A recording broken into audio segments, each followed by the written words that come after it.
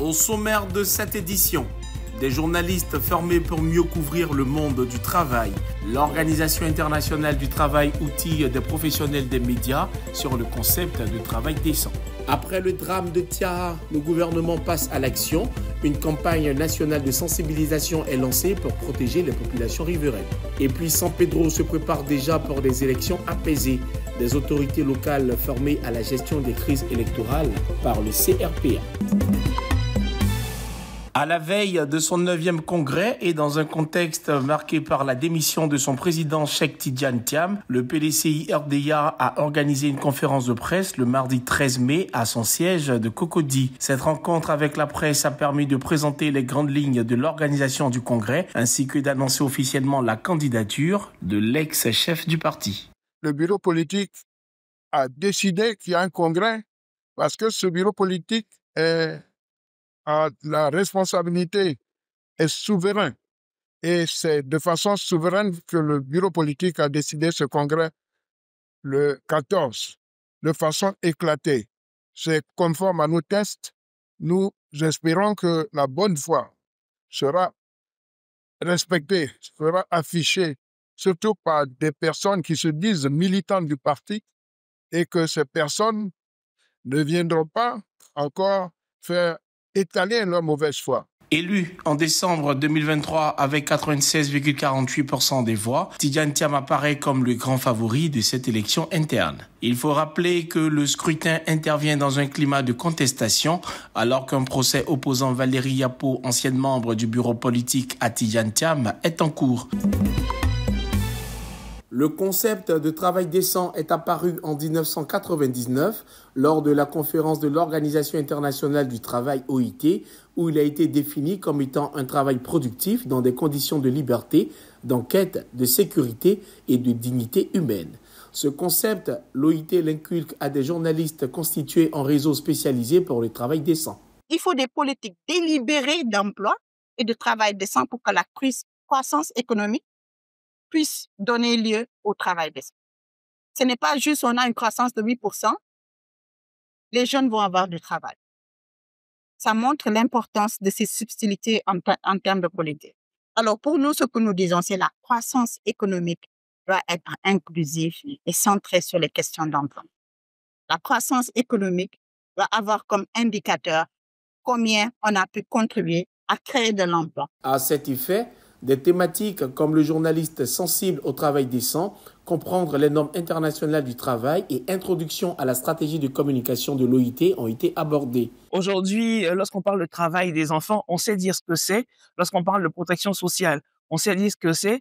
Donc, c'est autant d'éléments qui ont reconforté l'OIT parce qu'ils ont vu nos rapports, ils ont vu nos articles, ils ont vu nos publications et nos interviews. Ils se sont rendus compte qu'au niveau de la Côte d'Ivoire, avant ça bougeait à Madagascar, mais maintenant ça bouge un peu plus en Côte d'Ivoire qu'à Madagascar. Donc ils ont dit, c'est l'occasion pour nous d'accroître encore ce réseau-là, afin qu'on puisse mieux parler de travail décent, de politique sociale et des différentes actions de l'OIT en Côte d'Ivoire. Pour rappel, l'Organisation internationale du travail OIT base sa définition du travail décent sur 6 critères, à savoir la libre volonté de travailler, un salaire permettant de vivre dignement, le respect des droits fondamentaux du travail, la protection sociale, le dialogue social et l'égalité sociale entre hommes et femmes.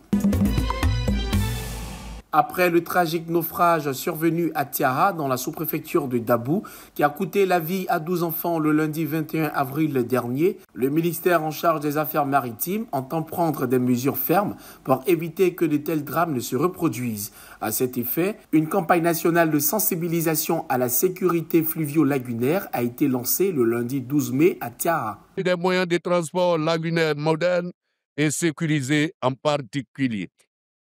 Dans ce sens, un projet d'envergure nationale dénommé Projet de navigabilité et de mise en valeur des eaux intérieures est en cours d'élaboration par mon département ministériel.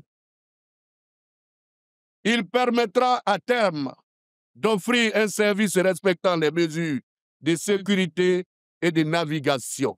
Dans le cadre de cette initiative, des équipements de sécurité tels que des gilets de sauvetage et des bouées ont été distribués aux populations de 23 villages riverains. Un geste salué par le chef du village de Tiara. Depuis le naufrage, le drame que Tiara a connu, le président de la République et le Premier ministre, le gouvernement, n'a cessé de nous soutenir. Donc encore, après la réception de ces gilets et l'annonce du don d'une pinasse que j'ai demandé, en tout cas, c'est une bonne nouvelle. Nous sommes satisfaits et avec moi, tous les chefs des autres villages voisins lagunais. En complément, le ministre a annoncé la mise à disposition prochaine d'une pinasse conforme aux normes de sécurité pour le village de Tiara.